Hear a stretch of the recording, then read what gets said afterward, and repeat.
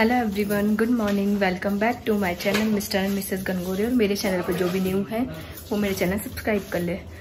तो आज गणेश जी का सेकंड दिन है और आज ऋषि पंचमी है। आज मेरा फास्ट है। ऋषि पंचमी की पूजा करने जा रही हूँ मैं।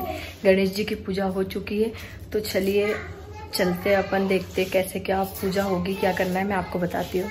तो आज ऋषि पंचमी के व्रत के दिन 108 डंडियों से दातुन किया जाता है और ये आंटी वही कर रही है मेरे लिए। 108 पत्तियाँ और 108 डंडियाँ अलग अलग निकाल रही हैं।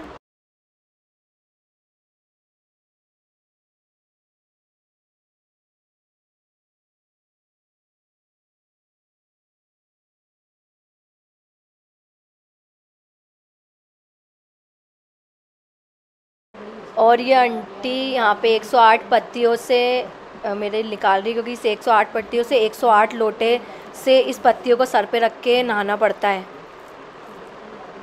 तो मैं पूजा करने आ गई हूँ। यहाँ पे सप्त ऋषि की पूजा होती है, जिसको हम बोलते हैं ऋषि पंचमी की पूजा।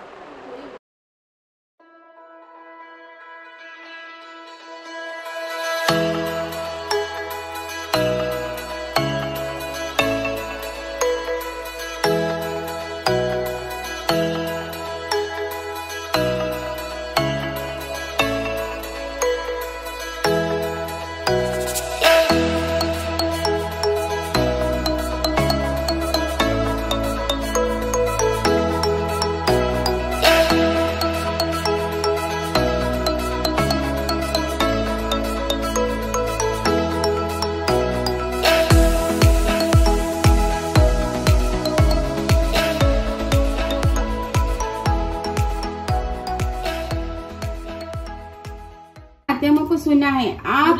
अब आप कृपा करके उस पंचमी का व्रत सुनावे जिसमें समस्त पापों की निवृत्ति होती है। राजा के इन वचनों को सुनकर श्री कृष्ण जी बोले, हे राजेंद्र, अब मैं तुमको ऋषि पंचमी का उत्तम व्रत सुनाता हूँ, जिसको धारण करने से स्त्री समस्त पापों से छुटकारा प्राप्त कर लेती है। हे राजन, जो स्त्री रजस्वला होकर भी घर गृहस्थी के कामों में प्रवृत्त होती है तथा घर के बर्तनों आदि को जाने या अनजाने में छूती अवश्य नरक में जाती है। अतः चारों वर्णों के लोगों को चाहिए कि वे रजस्वला स्त्री को घर का कार्य न करने दें, क्योंकि पूर्व समय में वृत्रासुर का वध करने के कारण इंद्र को ब्रह्म हत्या का महान पाप लगा था। उस समय ब्रह्मा जी ने उस पर कृपा करके उस पाप को 4 स्थान में बांट दिया था।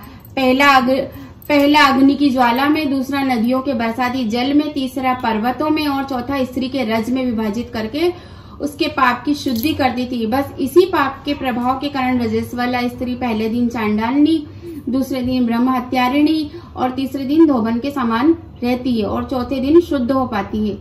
रजस्वला धर्म में जाने या अनजाने उससे जो भी पाप हो जाते हैं, उसकी शुद्धि के लिए ही हर स्त्री को ऋषि पंचमी का व्रत करना उत्तम है। यह व्रत समान रूप से चारों वर्ण की स्त्रियों को करना बताया गया है। इसी प्रसंग में एक प्राचीन कथा का वर्णन करता हूँ। सतयुग में विदर्भ नगरी में शयनचित नामक एक राजा हुए। वे प्रजा का पुत्रवत पालन करते थे। उनके समस्त आचरण ऋषियों के समान थे और उन्हीं के राज्य में वेदों का पाठ करने वाला और समस्त जीवों के प्रति उपकारी मनोवृत्ति रखने वाला सुमित्र नामक एक कृषक ब्राह्मण भी था। ब्राह्मण की स्त्री जयश्री अत्यंत पतिव्रता थी। उस ब्राह्मण के यहाँ अनेक नौकर चाकर भी सेवारत थे। एक समय वर्षा ऋतु में जब वो स्त्री खेत के कामों में लगी हुई थी तो वह रजस्वला हो गई। हे राजन, और उसे अपने रजस्वला होने का पता भी नहीं लगा, किंतु फिर भी वह घर बार के कामकाज करती रही।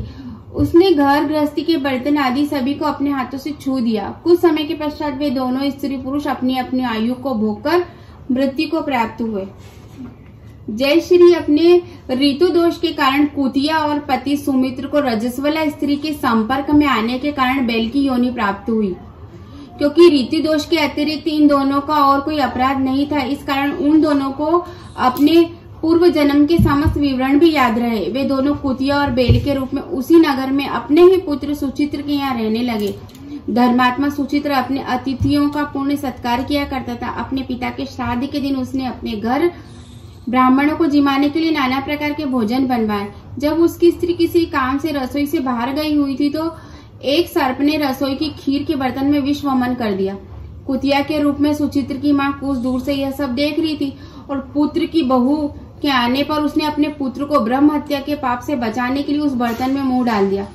सुचित्र की पत्नी चंद्रवती ने कुतिया का यह कृत्य न सहा गया और उसने चूल्हे से जलती हुई लकड़ी निकाल कर उस कुतिया को मारी। बेचारी कुतिया मार खाकर घर में इधर उधर भागी फिरी। चौके में जो भी झूठन इत्यादि बची थी वह सुचित्र की बहू उस कुतिया के सामने डाल दिया करती थी, किंतु उस दिन क्रोध के कारण उसने वे भी बाहर फिकवा दी और कुतिया को न डाली।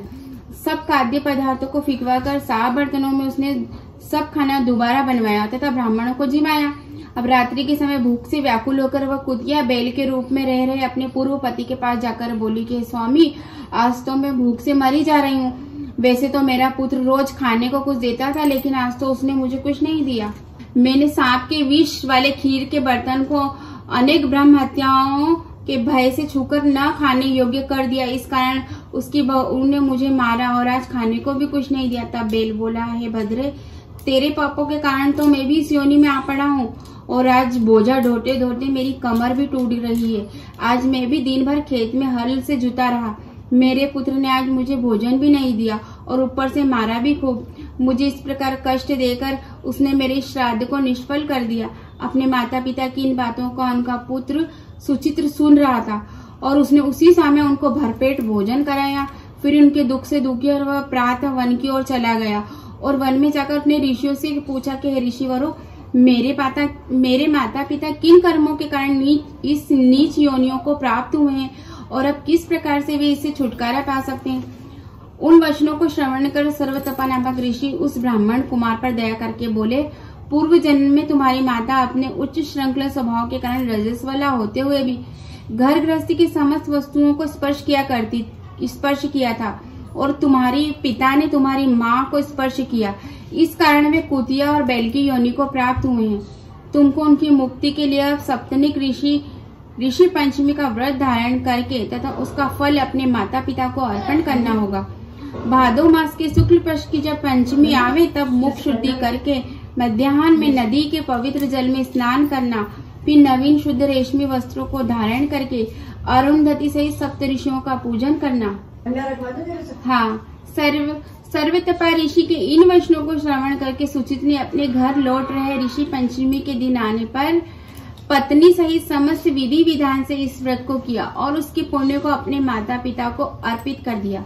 व्रत के प्रभाव से उसके माता पिता दोनों ही पशु योनियों से मुक्त हो गए और दिव्य विमान पर आरूढ़ होकर स्वर्ग को चले गए। हे राजन, इस व्रत को धारण करने से अनेकानेक उत्तम और वांछित फल प्राप्त होते हैं। समस्त तीर्थ यात्राओं, समस्त व्रतों और दानों से जितने भी फल प्राप्त हो सकते हैं वे सब केवल इस ऋषि पंचमी के व्रत से ही प्राप्त किया जा सकता है। जो इसे श्रद्धा के पूर्वक धारण करती है वह समस्त सांसारिक सुखों को पाती है।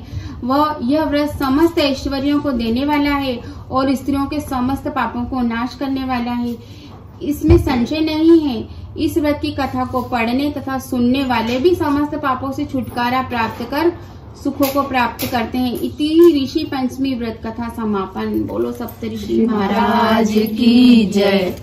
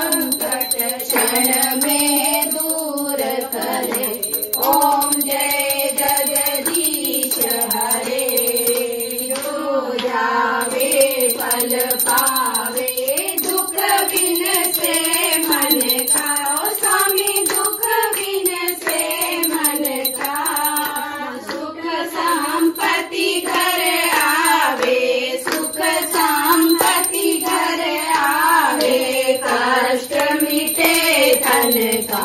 ओम जय जगदीश हरे।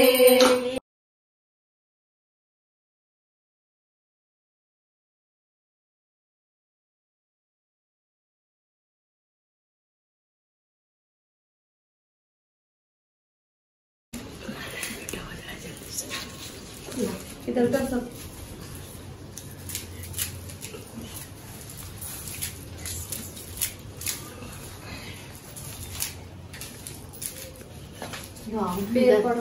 फिर पड़वा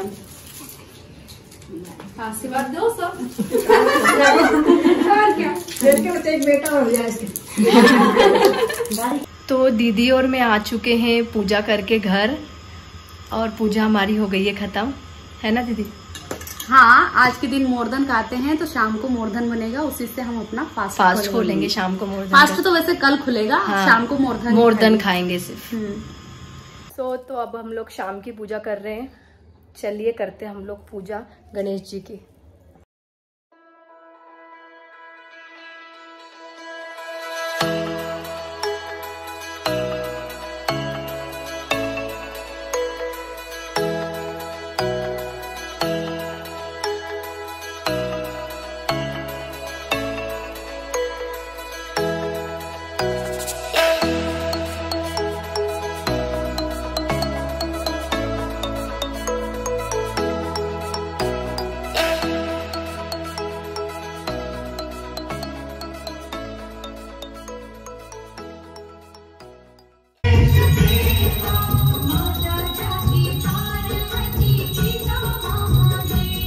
गणपति गजानन महाराज की जय। गणपति बप्पा मोरया।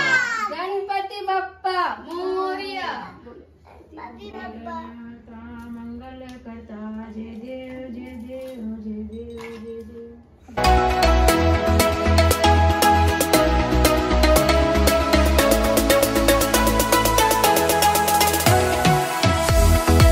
पूजा हो गई है ख़त्म। ये ब्लॉग में यही ख़त्म करती हूँ, कल मिलते हैं न्यू ब्लॉग के साथ।